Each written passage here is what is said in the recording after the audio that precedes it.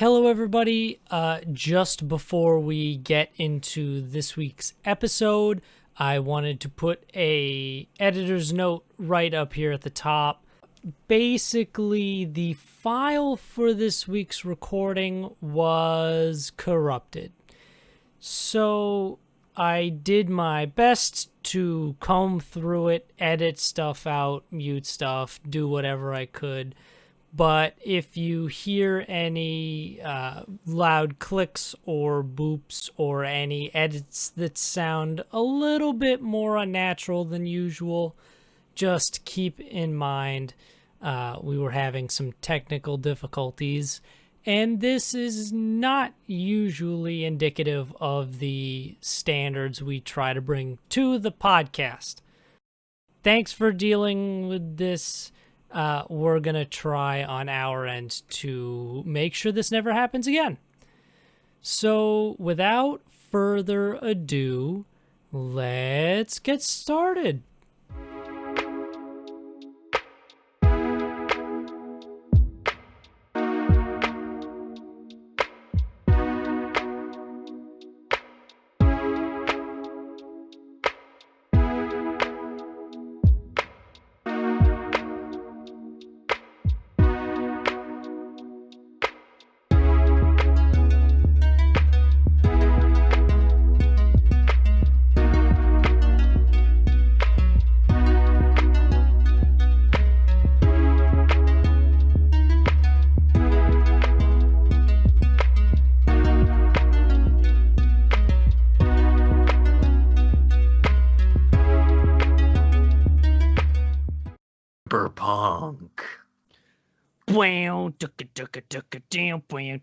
Cyberpunk.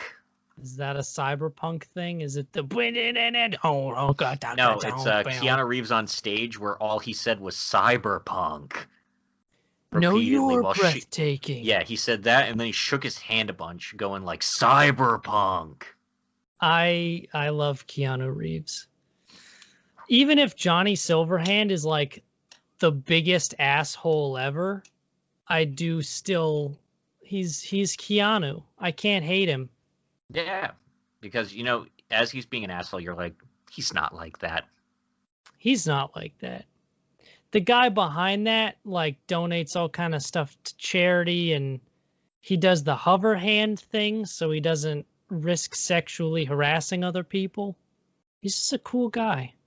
I do say the best part of Keanu is how cool he is, but it's spelled with a K, like Keanu. Aren't the Wachowskis making The Matrix 4 or something? Aren't we supposed to be getting that sometime soon? I did see that, and I was like, why, though? Yeah, okay. we had The Matrix 1, which was a solid movie, and then The Matrix 2, which happened, and then The Matrix 3, which didn't have to happen. Yeah. Although I guess I appreciate The Matrix 3 just for, like, the memes.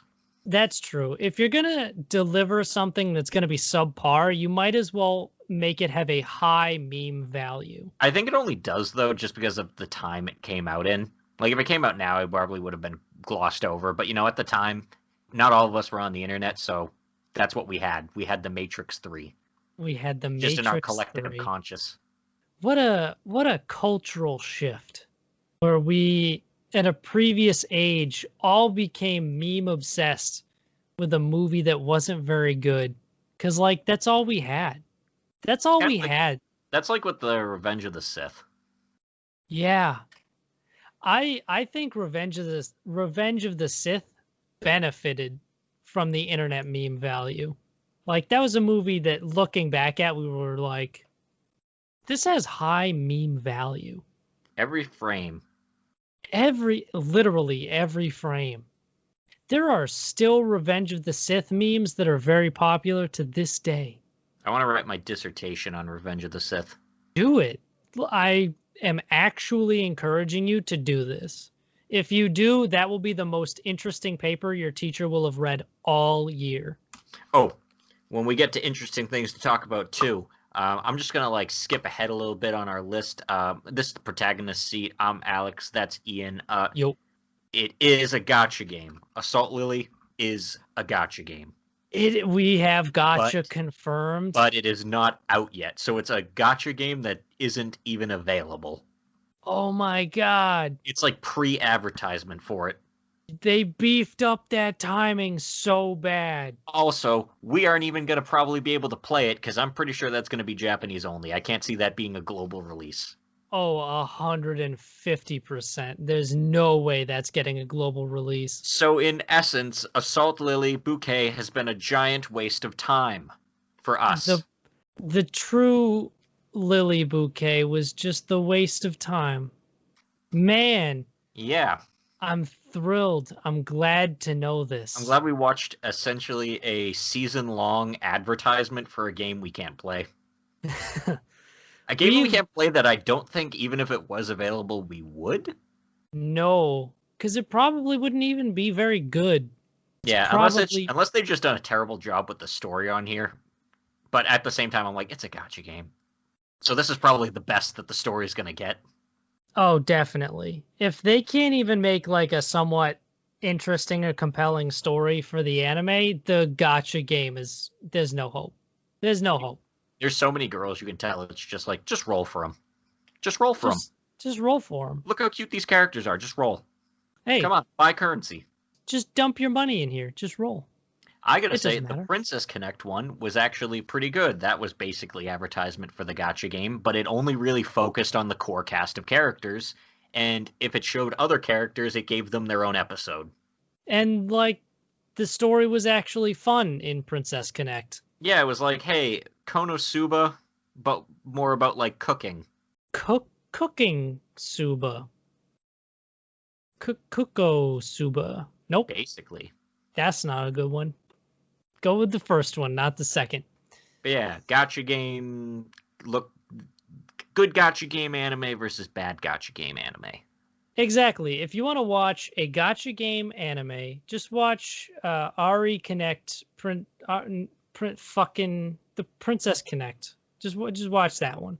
Yeah, Princess Connect Redive, I think. It does not have an easier title than Assault Lily Bouquet, but it is much better. That show is actually fun to watch. Also, kind of like... Who are you in Assault Lily Bouquet? Like, I want to know in the gacha game, because you always have a character that you are. You're always the commander, master, doctor. Bro, do you think you're the old guy? No, because they won't make you the old guy. That's true. They probably be... Imagine they end the show with, like, we've brought on a specialist, someone who can really organize the lilies. You joke about it. And then they point at the camera, or like the door opens, and they just show like someone in a suit, but from like the neck down, so you don't see. It's just some guy, but that guy is meant to be you. You joke about it, but I can see it. I can see it 100%. Oh my god! I think you just predicted the end of Assault Lily Bouquet. I feel like at the same time though, it's got a heavy Yuri focus, so I don't know if they would want to just add in some well, maybe they would. I don't know. I mean, if they want to tease the gacha, it's the perfect move. Like, yes, you command the high school girls. Make sure their bonds grow. Basically, make sure you ship the lesbians. Their battle prowess becomes stronger. Ship the battle lesbians to increase their strength. It's like, hey, what are you playing? Oh, I'm just playing lesbian sim management. Let's a hard reset back into our normal order. Yeah, and we can rant more on that later. So Akudama Drive. It's a cool show. Bitch got what she deserved. All right, I want to get to that real bad, but Doctor does die this episode. She gets it. She gets got, and I like who did it. So in this episode, so the riots are getting really out of hand, and the way that they decide to. Also, we find out why Cutthroat was able to kill all those people. Turns out that was just the office staff at the execution HQ. Yeah, basically all the suits, all the jobbers. Yeah, and they were like, well, that's good. They're easily replaceable. Yeah, It's a little Cyberpunk. cyberpunk. Yeah, all office staff. Dead employees, whatever. They're just pencil pushers.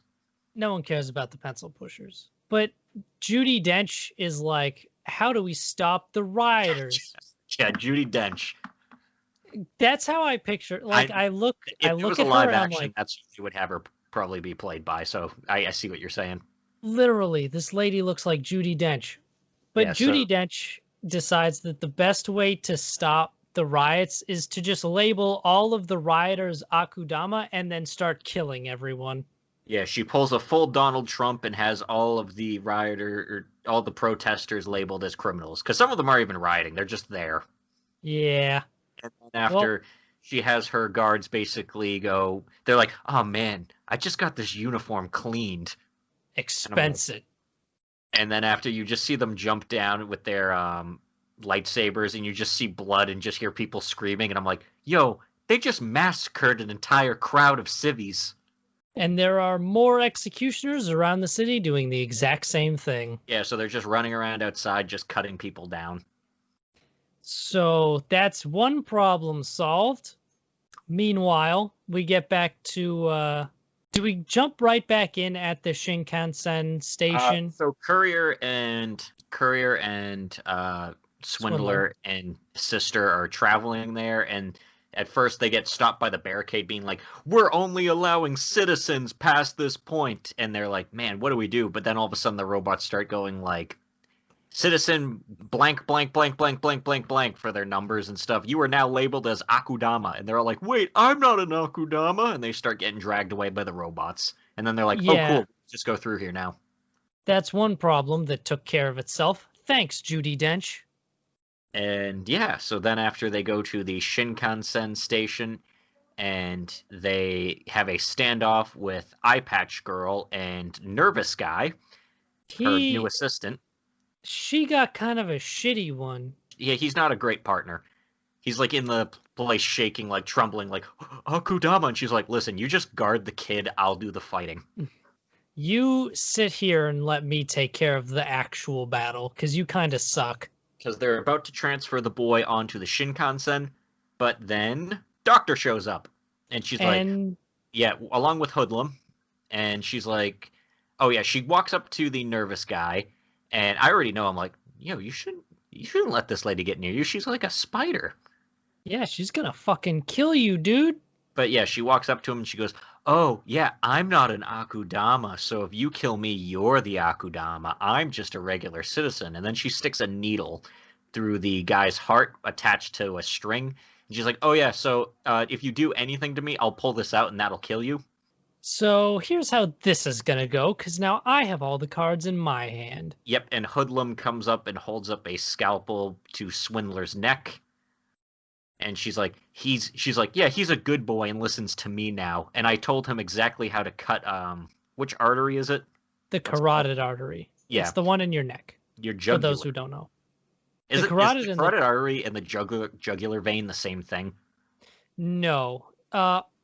Arteries and veins are different. I'm trying to remember. I think arteries go away from the heart and veins go to the heart. Oh. I mean, I feel like either one of those kills you. Oh, yeah. Oh, 100%. Especially the ones in your neck. Because, well, actually, the carotid going from your heart to your brain would kill you faster, I think, than the one from your brain to your heart. So that would kill you faster than the jugular? It's like maybe 1 or 2 seconds, not by anything noticeable if I had to actually guess. Because, like, it's a little bit longer of a trip for that blood. But it still happens, yeah. Yeah, don't let people cut the veins in your neck. There's also a really bad artery in your inner thigh, the femoral artery, that if you get it cut, you could die you could bleed out in like a minute. Which is crazy how people lose legs and still survive. Yeah, that shit is metal, dude. People are unexpectedly sturdy. So Doctor holds all the cards. and she's like, "You are gonna give me the kid, and Yeah. you can't kill me because I'm a civilian. So if The way you she kill has everything, me, yeah, she has the way she has everything set up is she'll kill the young executioner if the eye patch girl tries anything, and if Courier tries anything, then Hoodlum will kill Swindler. So and neither of them yeah, can act, and so she basically has eye patch girl stop the transfer of the boy onto the Shinkansen, and everything looks like it's going to go her way. And then Swindler kind of gives a pep talk to Hoodlum about how, hey, you're not a loser like she says you are. You were Brawler's best bro. Sure, it was all lies, but you know what? He believed it. to him, you were the biggest badass Akudama out of everybody. You don't have to be a coward. You need to use that strength that Brawler saw in you." Yeah, and also, Doctor doesn't really help with trying to like make sure he stays on her side. Yeah, she berates him pretty hard, and he's like, he's just a pissant little, he's a parasite. He needs to latch on to someone else. He can't do anything by himself. Just a quick note for all you would-be villains out there. Don't berate your henchmen like this, because if you do, they will probably turn against you. And that's basically exactly what Hoodlum does, because we hear that the riot has moved its way to the Shinkansen, and Yep, a bunch of people start busting through, which causes Doctor to she gets like bumped by people running and loses her grip on the string. which And is then yeah, extremely terrifying, by the way, because if that string is like stepped around on and by attached somebody. to, yeah, someone gets that caught on like a zipper or a freaking shoelace or something, that dude is just straight up dead. Yeah, and then after she ends up getting bumped by that, and then we see Hoodlum run up to her, tackle her to the ground, and cut her neck. And he's like, "Just like you taught me."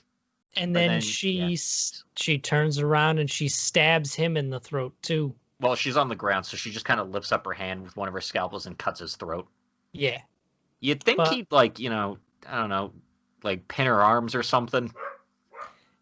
sometimes it just goes so quickly like that that you just kind of act. And he knew that he had to go for the throat, and he went for that throat.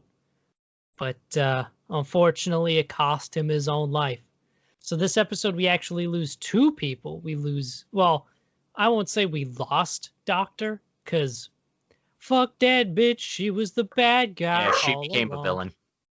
Oh, and actually, one thing we forgot to mention, she reveals that she is the reason that Brawler dies.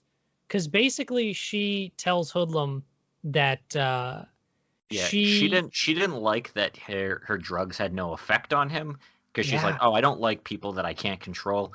So she didn't actually fix his wound. She just made it so it wasn't open. So basically, he was bleeding internally the entire time. yeah, so he died because she didn't actually fix him, which Yeah. is another tick in the Hoodlum turning category. Yep. And after Hoodlum dies, all the people start rushing towards the Shinkansen, and she tries sort of stitching up her own neck, but they all trample her while she's trying to. Yeah, it's pretty brutal. Yeah, I like how they trample her, but not Hoodlum. I mean, Hoodlum is a guy we like, so he is fine. Yeah, no, they all But stomp all over her though. yeah, fuck Doctor. You look at Doctor and you think, "Step on me," but in reality, she was the one getting stepped on. You know what? There's probably some deep esoteric value to be found in that statement.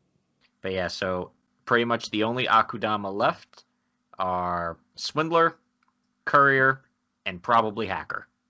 Yes, because we do This is a get, neat heist series in that we see every single member of the party kind of die as we go along. yeah, It's like the Saving Private Ryan of anime, where everyone's like, "We gotta deliver these kids," and then just dying over time.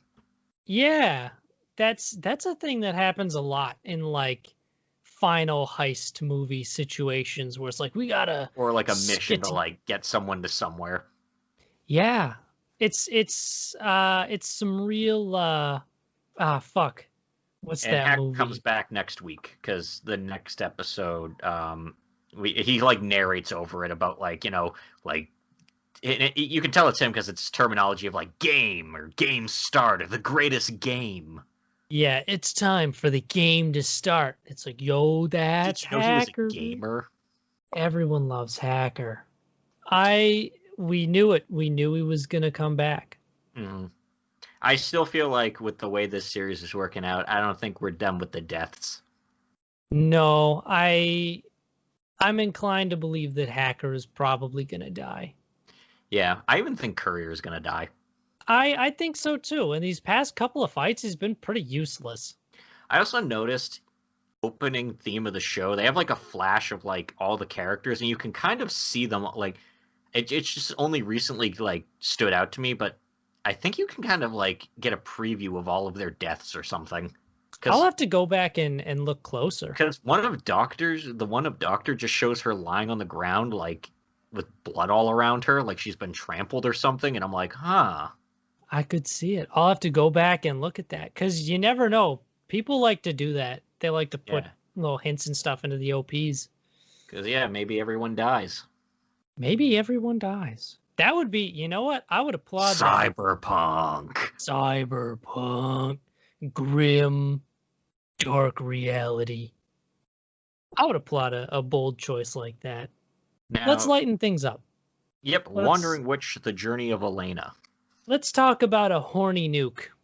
Basically. So we pick up where we left off with Saya going to the town from the story and delivering the box there. But she can't find it. So she's going through all these shitty, very sketchy alleyways. And of course, we see the lady who's the leader of the Curio gang, and she tries to bait Saya into like coming closer so her goons can grab her, but of course it doesn't work. So they come up with a different plan. They use like a spitball little magic orb thing on her, and it doesn't seem to do anything. But then they spot Elena traveling through the town. She's just dressed like a regular commoner, so she doesn't get preyed upon for being a mage. Because she actually did her research about the town she was going to. But they just assume like, oh, that girl looks like just an airhead, so we can easily use her. I bet she'll open the box. At first I thought they were gonna like kidnap Elena, but then It's the spitball again, except it's yeah. a blue one instead of a red one. Oh, but before And that happens, Saya runs into her sister, the one who like abandoned her in that town. yeah, Yeah, her her young sister, yeah, she runs like, into her younger sister who's doing like her own investigation for the Magic Society or whatever. she's undercover. Yeah, so then all of a sudden, after Elena gets hit with the spitball, she's like, It's a "Wait, what?" it's a body swap, dude. Yeah, It's a she Freaky Friday realizes situation. she's in front of some weird Asian girl she's never met, and she's like, who are you?" And And she's like, "Oh, there's a box on my lap," and she starts opening it, and I think the girl's name is Mina. yes. Yeah, she's like, "Hey," she's like, "What are you doing? Why are you opening that?" And then she just opens it, and then poof, pink smoke fills the entire town. And Elena and Saya are holding their breath because of body swap things. Yep. So everybody in town, you notice, is like all like, "Ooh," and then Elena, who is now Saya, looks to the girl next to her, and then she starts immediately like lusting after her because she's like, It's a it's, sister complex. yep, she's got a sister complex for her older sister. Because the horny nuke went off. Yep. And so she starts trying to attack her and kiss her, but then Elena just punches her in the stomach and knocks her out. Because I guess Elena is a master of CQC. Elena, teach me the basics I'm of also CQC. surprised a stomach punch kept someone knocked out for that long. It was a very good stomach punch. I know, but like you think of a knockout punch being to the head. What Elena did, see, it's actually a well-known martial arts technique. She punched her so hard in the diaphragm that she actually suffocated her sister enough to keep her knocked out for an extended period. It's a very advanced technique. It's also bullshit that I made up.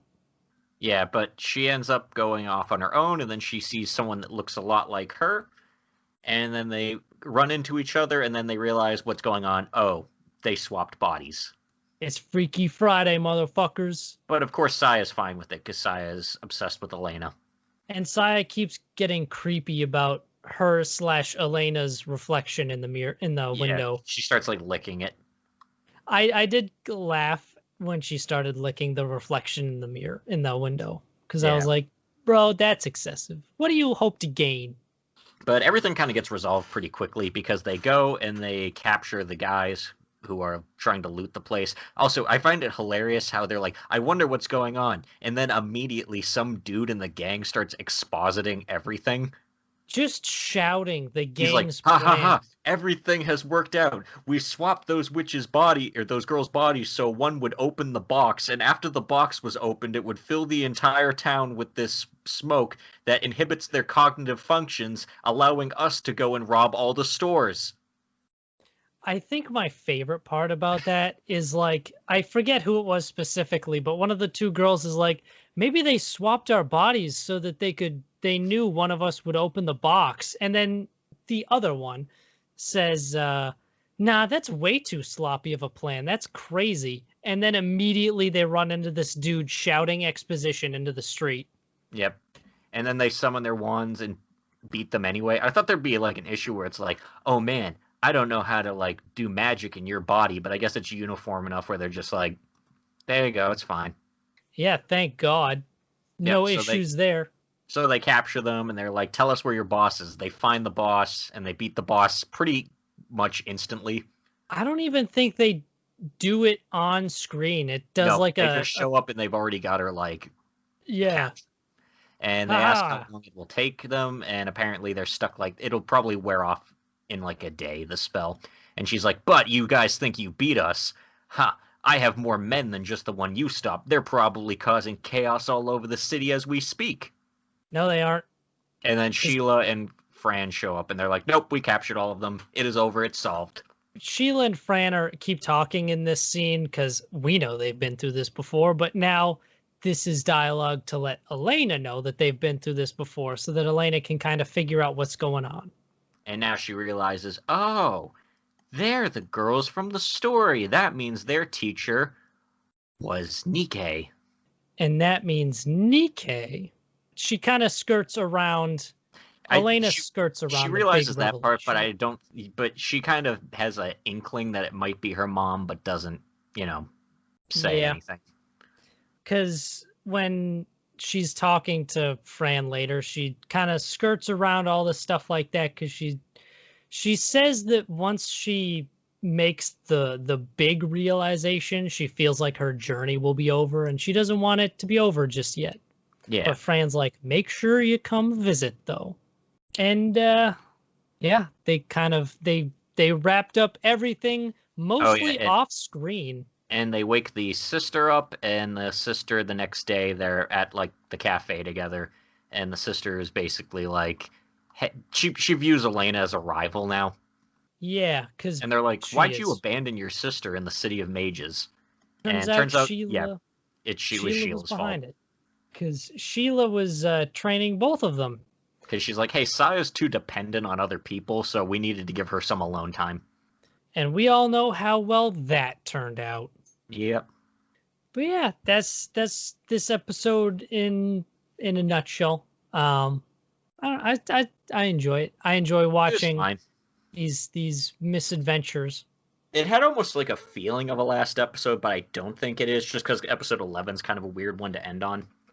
Yeah, there's got to be... I feel like there'll just be like one more, but it'll be like inconsequential. Yeah. I am inclined to agree. I'm curious as to what it would be and why they decided to kind of order it this way. It must be the way it's ordered in probably the books, I guess. I don't know, because they've gotten rid of a lot of stuff from the books. Like, they skipped over some things, like smaller stories. Have they jumped over, like... Have they kind of built their own time continuity with it? That's what I'm wondering. It's more of like, it doesn't matter when things happen. Yeah. I don't know. But I mean, nothing really. Like, I think the one episode they probably should have, or story they just should not have adapted was the time travel one, because that was real bad. Like, that was an yeah, awful episode that kind of takes this show down a notch from being like, oh, that's like a 10 out of 10 show. it is. It is definitely like just skip it. Just don't worry about that one. Just skip that one. It is so bad. It's not good. Oh, so that So, it's that I feel bad because it's that trope of just, well, I was sexually abused. Now I'm evil and crazy. which is not, it's not a good look. You don't want that. No, no, no, no, no. So skip episode 9, A Deep Sorrow from the Past.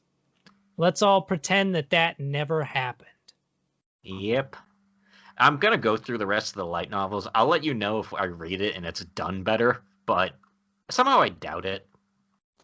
Me too. Because if anything, the reading it is quicker than the book or than the show, because they have to actually like stretch that out into 30 minutes. Yeah, and I can't. That was a story that suffered from being just too quick with no development. So I can't imagine reading that in a quicker format adding anything to the story. Just because that whole heel turn of just like, I'm crazy. It was 100% totally expected, and B, not a good one. Yeah. Sometimes it's fine when you can tell what's gonna happen, but this one was just that's no good. That's no good. Yeah. Let's talk. Well, no, I was gonna say let's talk about something a little better, but no. Salt Lily. Wasted our time. So, like, last week we spent a lot of time talking about how weirdly undeserved, like, all of the sad bit was because it was rammed into the last 5 minutes of that episode. And now we've built an entire episode off of a feeling of sadness that we don't have in the first place. Yeah, it's like, So oh, it's like- Riri is depressed, but then the whole episode has a really happy tone of them kind of. I'll give it to this episode. At least we like get development from our party characters, but pretty much just the rich girl. That's true, because we do get to see this one, the main cast does shit. Still not green-haired girl. I do really still like Yu doesn't Yu. do I think anything. Yu Yu's my favorite character in this. Yu Yu's very cool. She's a lot of fun. But yeah, this episode, Riri is sad, and they want to find her hair clip because she lost her hair clip in the battle. Because she got freaking shot in the face. Also, Riri is in solitary confinement. Yeah, for a week because she, went against the school's orders, so they have to punish her as a formality. She broke the law, and they're going to punish her as a formality, which I'm going to go out on a limb and say that solitary confinement for an entire fucking week does not feel like a formality to me. That feels like actual just punishment. Well, it's not fully solitary. Her Schutz angel can visit her for 10 minutes a day. For 10 minutes, you get your Schutz angel to visit you. I feel like there are much more formality punishments to do than just solitary confinement. Maybe you have to clean the cafeteria or something. Yeah, what's the equivalent of Lily Community Service? Do that. But I guess they did that mostly so they could just have an episode where Riri she's not there, yeah. Yeah, she's out of the picture.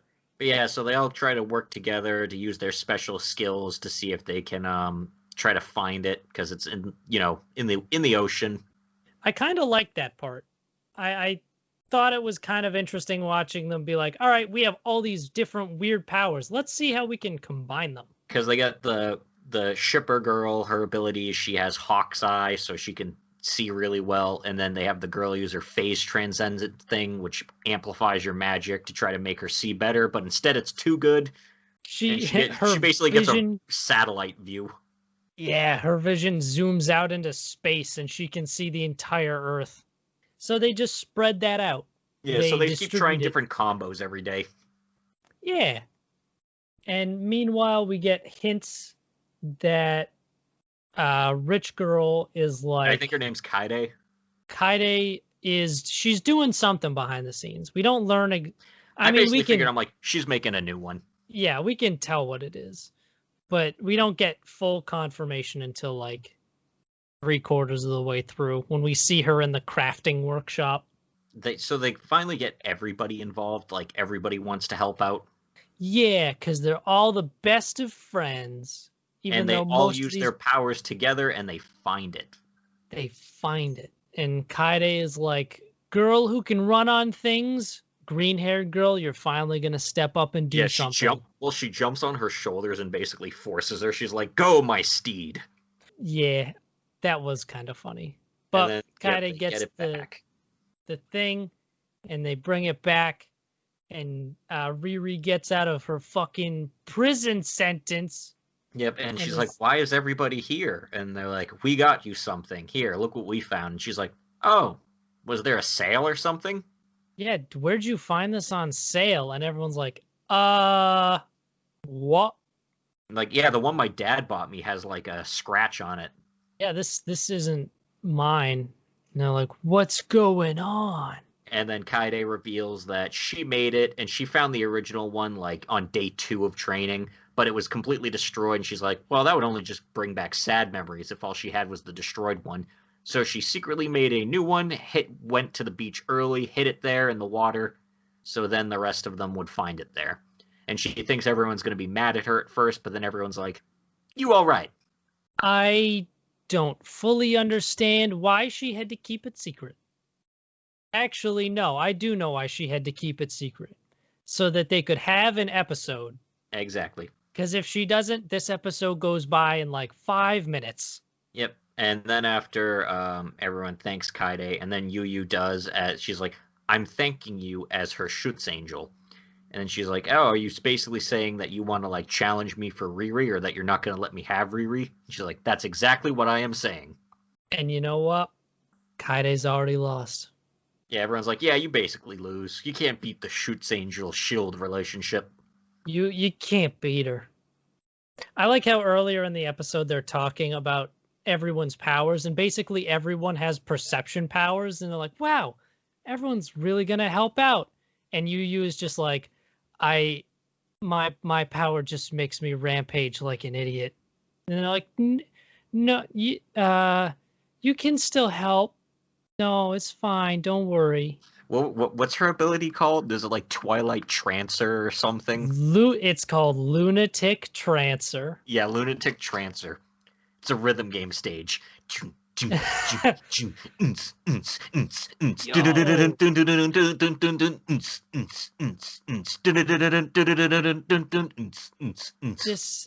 This has absolutely nothing to do with this show, but I would totally play a Hypnosis Mic rhythm game.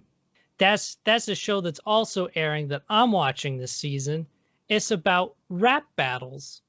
And if you like Japanese rap, watch that. It's much better than this show. Thankfully, we're almost done with it. Yeah, that'll be kind of a relief. We found out at the end, too, because the main plot or something, that weapon they found on some huge was also the weapon of Yu's Schutz Angel, and I don't know, something, she's a ghost or something. I don't know. Which we already knew. Like, that was something we it's find either like out. a fragment of her memory or a ghost. I don't know. I always just kind of assumed that was post-traumatic stress disorder. But they go to the graveyard to pay respects, and Yu basically sees her old Schutz Angel as a ghost. If she uses Lunatic Trancer at a graveyard, does it become a raveyard? So, I forget what's next on the list.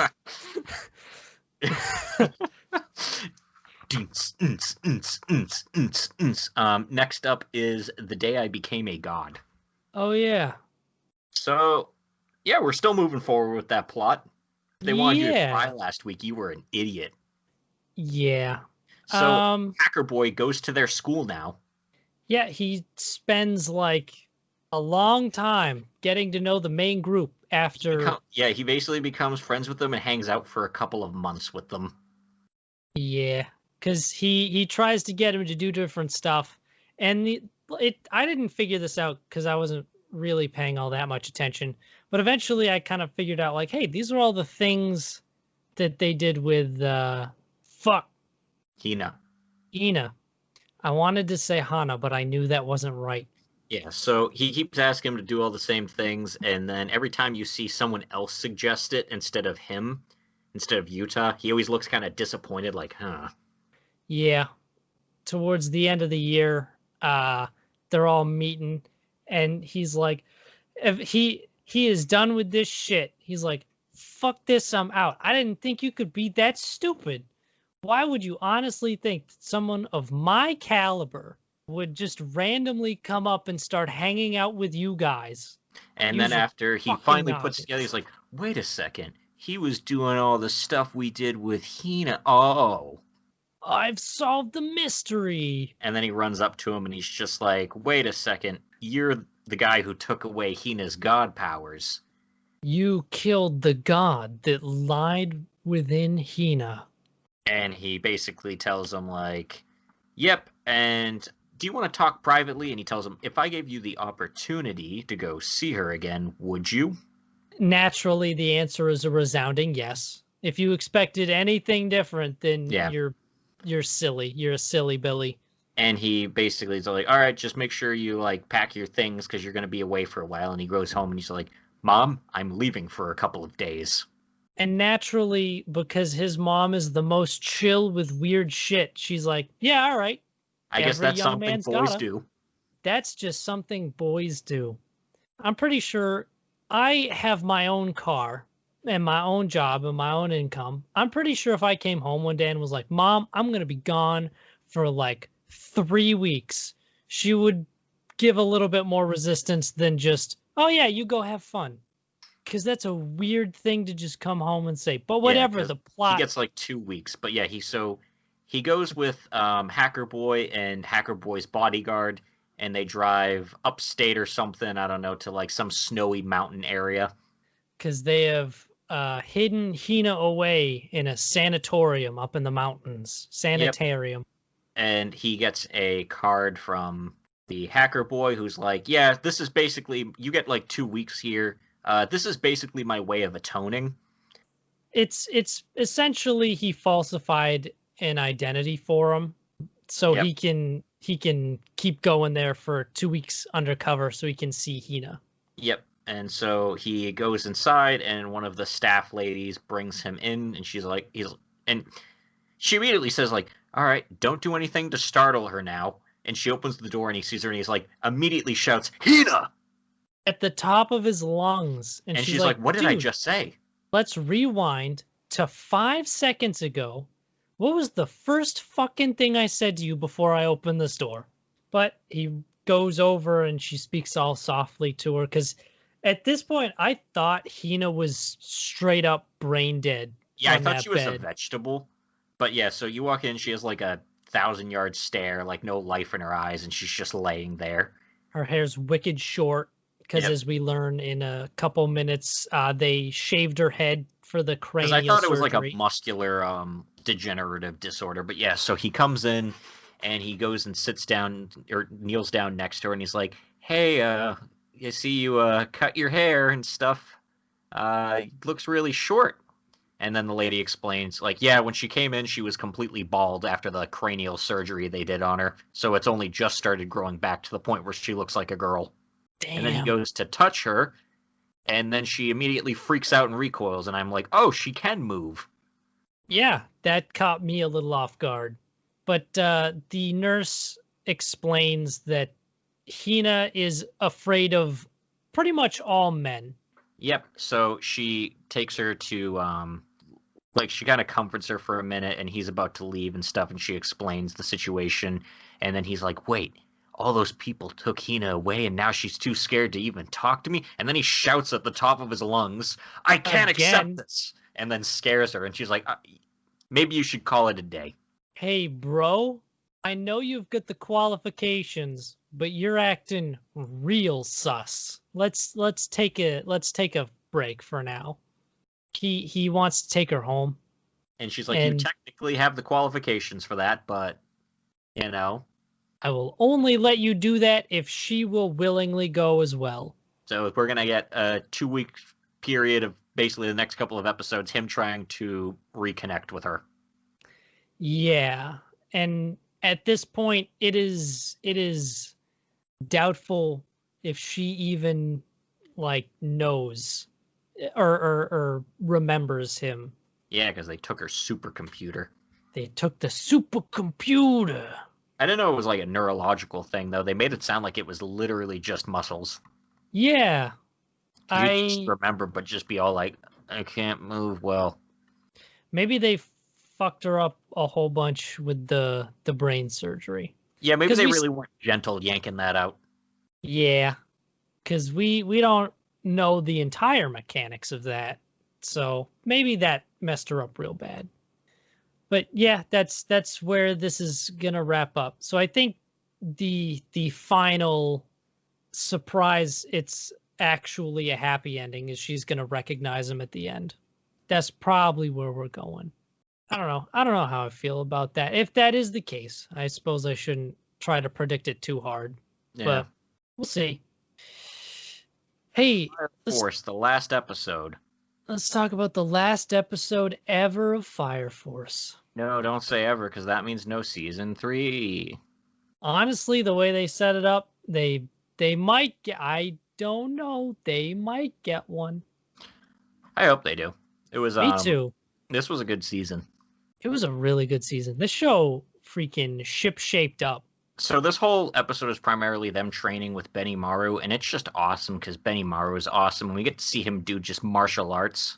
We get to watch Benimaru kick the shit out of Arthur and Shinra a whole lot, and for 5 hours. It's a lot of fun. But yeah, so in the previous episode where he was having them do all that stuff, essentially like leaving them tied to posts to be like lit on fire, all the stuff in the torture he was having them do, he's like, wait a second, was this actually part of the training?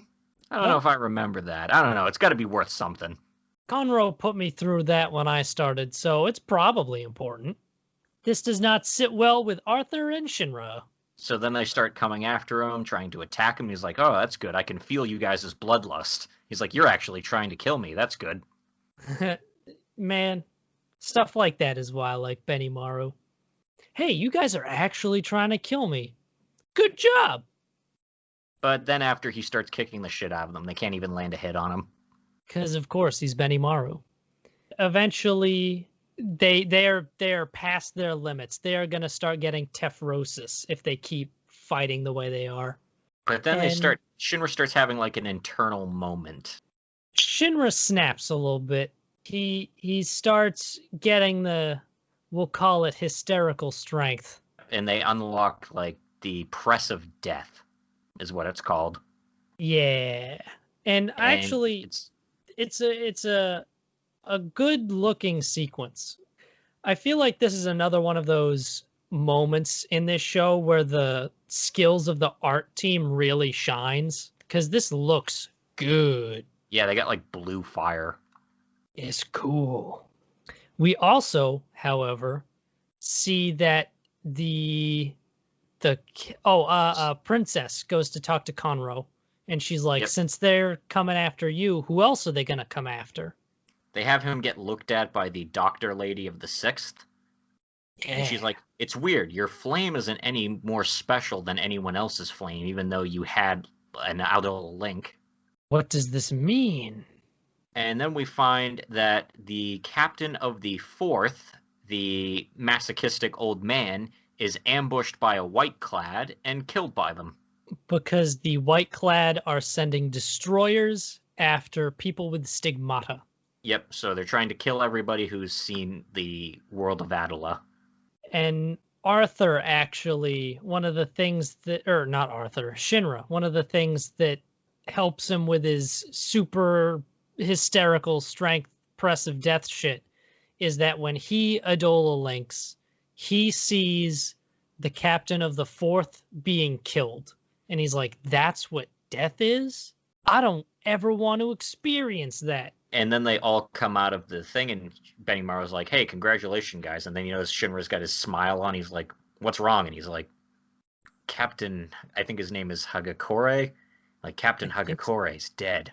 And then he realized he was dead, and they show him having a funeral at the 4th, and the whole Fire Force sort of getting out, honoring him. And apparently they ruled his death a suicide, even though he was impaled by multiple objects and strung up from the ceiling. Yeah, and a couple people, because I think even Burns is like, hey, they said this was a suicide, but that shit is sus. And yeah, we see Burns praying, and then they say, hey, Burns, you got a stigma too, so maybe you should have a bodyguard or something. And he goes, no, let them come, essentially. Burns doesn't need a freaking bodyguard, He's dude. like, we got to show them as example why we're the first. Burns is stronger than Benimaru. Burns doesn't need no fucking bodyguard. I think Burns, they say, is at the same level as Benimaru, maybe. That would make sense. But they don't need any bodyguards. Conroe, however, we get a little scene where Benimaru goes to Conroe and he's like, listen, you're not going anywhere alone anymore. You're not going anywhere unannounced anymore either. So, because he can't even fight back. He has no fire powers. Well, he can fight back, but just, not as good. Also, Benimaru doesn't mention something when he's talking about like the power of the fight or flight fire that people have. He says that the one person that he's seen that has it the most is Captain Obi, because he's like, there's no way a regular person or an underpowered person could fight like that without having that. Yeah. So that's basically what he relies on, because he doesn't do a whole bunch otherwise. He doesn't do anything otherwise. He's a gadget man. And sometimes he's just his physical strength, man, of just punching something in the face. And that's what we love about him. He trains every day. And he's the ultimate badass because of it. Oh, we also, I don't remember if we've mentioned this on the podcast, but I remember immediately we get a shot of the moon at the end, and I remembered what you had told me, like, feels like a long time ago. It looks like the Soul Eater moon. Yep, we get the Soul Eater moon right at the very end. So yeah, Cross is the same universe, which would make sense because it's drawn by the same guy. But who knows? Who knows? But yeah, I hope we get a new season, because they basically set up that the White Clad's going on the attack again, and Sho is back. Yep, Sho has finally been released from puppitude. And I am wicked down with this show. This show is great. And I also hope they get a season 3. And lastly, Higurashi. Yes. The certainly last but not least is a lot of shit happens this week.